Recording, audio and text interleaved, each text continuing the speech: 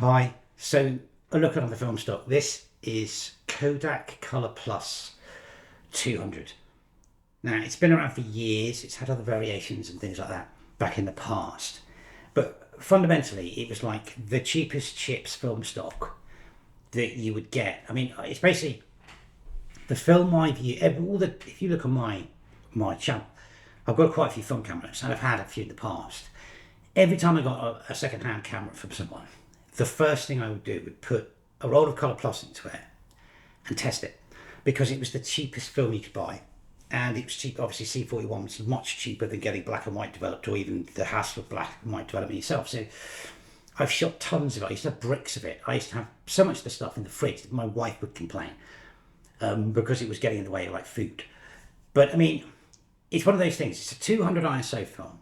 I find out I shoot it, I get the best results from 100.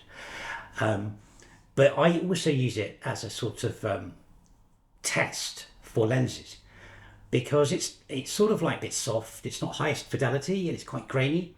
So if you get a really good lens in front of it, you can get great results. So it, like, do you know what I mean? It sort of like shows you the weaker lenses in your collection for softness, and it shows you the razor blade sharp ones.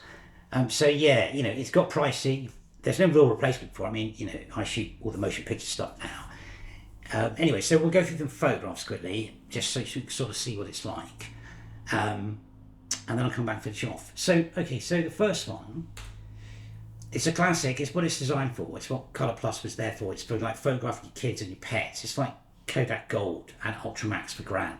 So yeah, so basically, your grandma shoots Ultramax indoors. When she goes to the beach, she shoots either Kodak Gold or Kodak ColorPlus. Anyway, you can see this is definitely 200 because those colours are quite muted and it's quite grainy. What we got there? This is sort of 200. And if you look at the corner, I don't know if you watch some of my other videos, they're quite into like the gradations, the gradients that happen. And if you look at the corner, it's really, really grainy. So this is quite a thick grained film. And it's quite soft as well. There's some weird light things going on there that I quite liked. Okay, this is one of my things for colour. That blue is actually a little bit darker and the green is a little bit lighter. I don't know what's the host. More contrast in this than I expected. What else we got? Okay, this is a classic for the beach.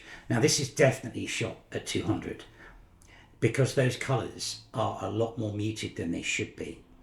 They're a lot more vibrant and brighter, and it's like sort of like diffused. You can see it's quite soft, but it's great film for the beach. It covers up a multitude of sins. Again, yeah, that yellow boat thing there was much more yellow, but you can see it feels quite, I don't know, diffused, soft. It's like softbox, and this looks just bizarre shot of a boat with a Scottish flag just sailing. It looked like a painting to me.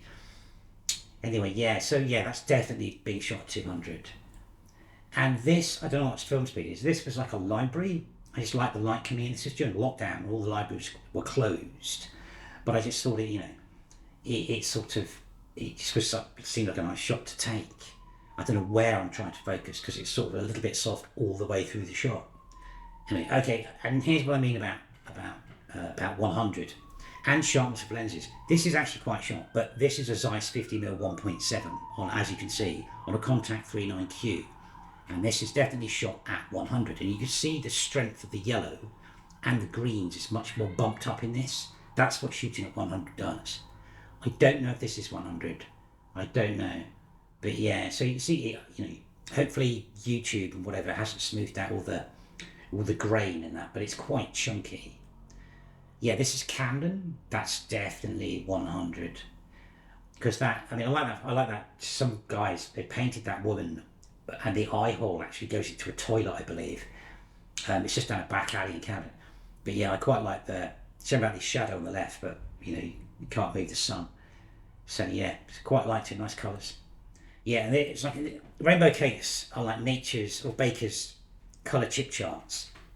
This is definitely shot 200 because rainbow cake red is really red. It is quite funny. Every time there's like a party and someone gets one of these rainbow cakes, I always shoot the cake because it's really easy to test the colours out. So I know that because it's so muted, this is definitely 200. This has been shot at. But yeah, if you can't find an X-Rite, get a rainbow cake. And then this. Now, this is one of those things where I just like the pink. But this would be a brilliant shot if I shot it in black and white. It would have been like quite cool with the blurry bus. In colour, it doesn't work, but I like the pink and the white. But you can see in here, the white's a bit orangey as well. And then, a classic of my cat with a bit of which was akin to depth of field. You can see, if you get it right, it's quite sharp, and the light's quite nice, but there is again a bit of an orange hue to this. Our eyes aren't quite that colour, but yeah, what have we got here? And this one.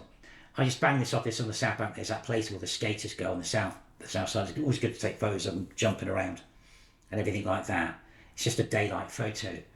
But yeah, you can see there's an orange hue on this as well. I must have shot that with something like not deep focus, something like zone focus, because he's just coming into focus.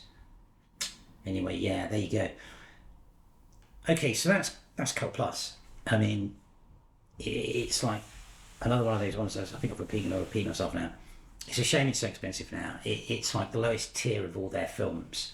But it doesn't mean it's no good. It's one of the ones, that you have a load of that's back up.